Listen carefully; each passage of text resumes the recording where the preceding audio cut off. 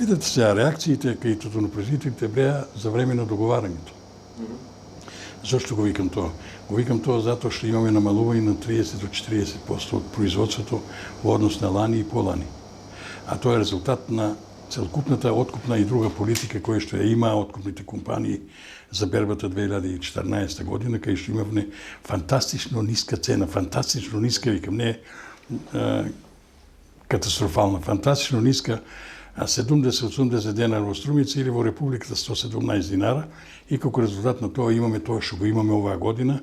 Очекуваме да откупиме негде околу 1800 тона, што е катастрофа за струмичкото подрачје, кое што знае да има 5000 тона.